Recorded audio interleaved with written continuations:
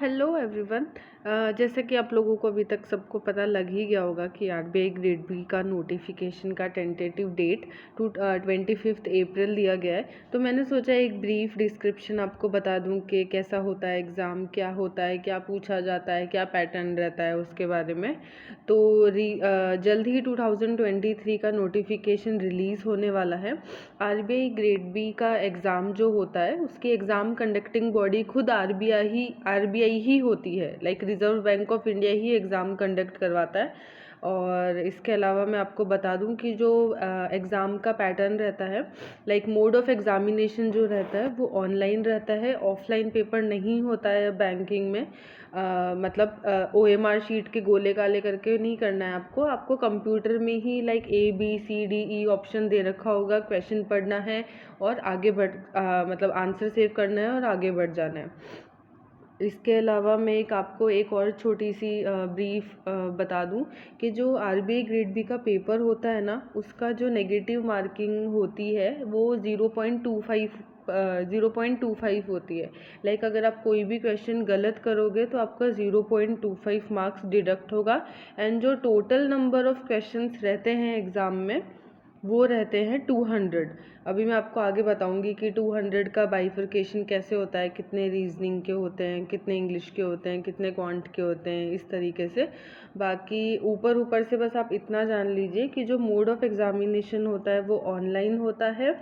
And negative marking है इस paper में, इस जो आरबीआई ग्रेड बी के एग्ज़ाम को और भी ज़्यादा टफ बनाती है।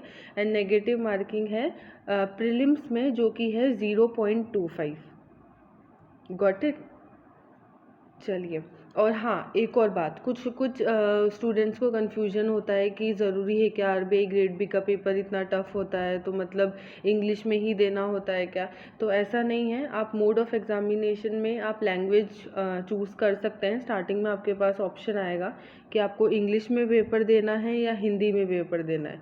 अब इंग्लिश वाला जो प्रीलिम्स में सेक्शन है वो हिंदी में नहीं आएगा, वो तो आपको इंग्लिश में ही करना है।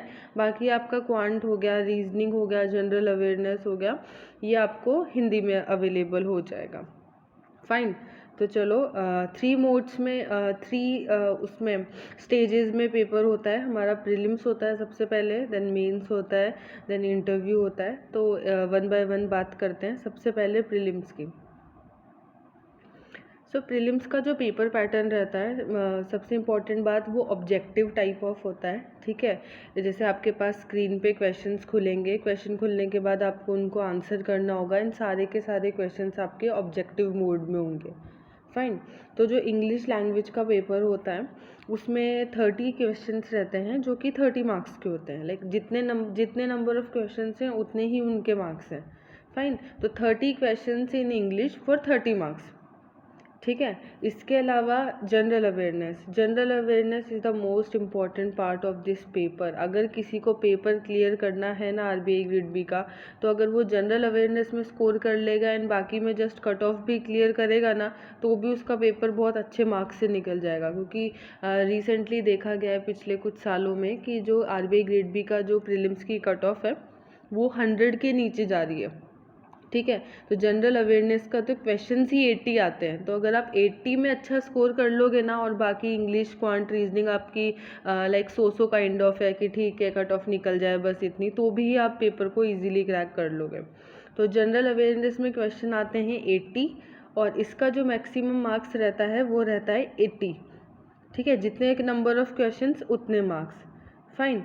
अब इसके अलावा आता है फिर उसके बाद क्वांट। क्वांट बहुत ही इम्पॉर्टेंट टॉपिक है और सब्जेक्ट भी है। क्वांट में क्या है, अगर आप सेलेक्टिव स्टडी करोगे, लाइक जस्ट आपको कट ऑफ ही क्लियर करनी है या आपको क्वांट बहुत ज़्यादा टफ लगती है, आपको बोर्ड्स वाले क्वेश्चन, टाइम एंड डिस्टेंस वाले क्वेश्चन आपसे नहीं बन पाते हैं, तो आप अगर स्ट्रैटेजिकली प्रिपेयर करोगे, लाइक नंबर सीरीज़ हो गया, क्वाड्रेटिक इक्वेशन हो गया, लाइक या फिर एक दो जैसे कि और छोटे मोटे जो आपके कंफर्ट जोन वाले क्वेश्चंस हैं वो देखोगे तो भी आपका क्वांट का पेपर मतलब क्वांट वाला सेक्शन निकल जाएगा इजीली। ठीक है। क्वांट में होते हैं 30 क्वेश्चन जो होते हैं 30 मार्क्स के। ठीक है। 30 क्वेश्चन फॉर 30 मार्क्स। हाँ। एंड मोस्ट इम्पॉर्टेंट थिंग, एक और मैं आपको बता दूं कि English general awareness and quant, ये जो तीनों सेक्शंस हैं ना, इनका जो आपको टाइम अलॉट किया गया है वो 25 मिनट्स है। पहले ऐसा होता था कि पूरा पेपर 200 मार्क्स का होता था एंड टाइम होता था 2 घंटे का। अब आपको जितने घंटे में जो सेक्शन अटैम्प्ट करना है आपकी मर्ज़ी। बट अभी क्या होता है, अभी सारे सेक्शंस का टाइमिंग अलॉट कर दिया है, तो उस पर्टिकुलर टाइम के ख़त्म होने के बाद आपका नेक्स्ट सेक्शन चालू हो जाता है। ठीक है, तो इंग्लिश का टाइम है 25 मिनट्स, जनरल अवेयरनेस का टाइम है 25 मिनट्स, क्वांट का टाइम है 25 मिनट्स। अब बात करते हैं रीजनिंग की। तो रीजनिंग में आपको मिलते हैं क्वेश्चंस 60। ठीक है, 60 क्वेश्चंस मिलेंगे, मैक्सिमम मार्क्स होंगे 60, और आपको जो टाइम ड्यूरेशन होगा वो होगा 45 मिनट्स का। तो 45 minutes plus 25 minutes plus 25 minutes plus 25 minutes, आपका 120 मिनट्स का पेपर होता है। 2 घंटे का आपका पेपर होता है। ठीक है, सेक्शन वाइज। एंड इसका सेक्शनल कट ऑफ भी निकलता है एंड फिर एक ओवरऑल कट ऑफ भी होती है जो क्लियर करनी होती है। ठीक है, I hope you got it. And मैं आपको जनरल स्ट्रीम वाला पेपर बता रही हूँ। ठीक है, इसके और भी पेपर होते हैं आरबीआई ग्रेड बी का, जो स्पेशलाइज्ड होते हैं, स्पेशलाइज्ड सेगमेंट में होते हैं, बट मैं आपको जनरल सेगमेंट का पेपर के बारे में बता रही हूँ। ठीक है, चलो ये हो गई प्रीलिम्स की बात। अब मैं एक बार आपको मेंस का भी थोड़ा ब्रीफ दे देती हूँ। तो मेंस का क्या पैटर्न रहता है ना, जो मेंस का एग्ज़ाम होता है वो डिस्क्रिप्टिव होता है। अब डिस्क्रिप्टिव कैसे, जैसे इकोनॉमिक एंड सोशल इश्यूज़, इसमें एक पेपर 1 रहता है। तो उसमें क्या होता है कि 50% आपके ऑब्जेक्टिव वाले क्वेश्चंस आते हैं एंड 50% आपके डिस्क्रिप्टिव होते हैं। अब डिस्क्रिप्टिव का मतलब ये नहीं कि वहाँ पे आपको पेन मिलेगा, पेपर मिलेगा जो जाते समय सबमिट करा के जाना है। डिस्क्रिप्टिव का मतलब होता है आप कीबोर्ड की हेल्प से टाइप करना है, आपके सिस्टम में वो टाइप होगा, देन आपका क्वेश्चन सबमिट हो जाएगा। ठीक है, तो 50 मार्क्स का आपका ऑब्जेक्टिव रहेगा एंड 50 मार्क्स का आपका डिस्क्रिप्टिव रहेगा। तो टोटल आपके 100 मार्क्स का पेपर 1 होगा इकोनॉमिक एंड सोशल इश्यूज़ का। ठीक है, अब इसमें हम अगर टाइम ड्यूरेशन की बात करें, तो जो आपका 50 क्वेश्चंस का ऑब्जेक्टिव होगा ना, वो 30 मिनट का होगा। और जो आपका 50 मार्क्स का जो आपका 50 मार्क्स का जो पेपर होगा ऑब्जेक्टिव का, वो 30 मिनट्स का रहेगा। एंड 50 मार्क्स का जो आपका डिस्क्रिप्टिव रहेगा वो 90 मिनट्स का रहेगा। ठीक है, तो ऐसे आपका जो टोटल पेपर 1 होता है ना, वो 120 मार्क्स का होता है।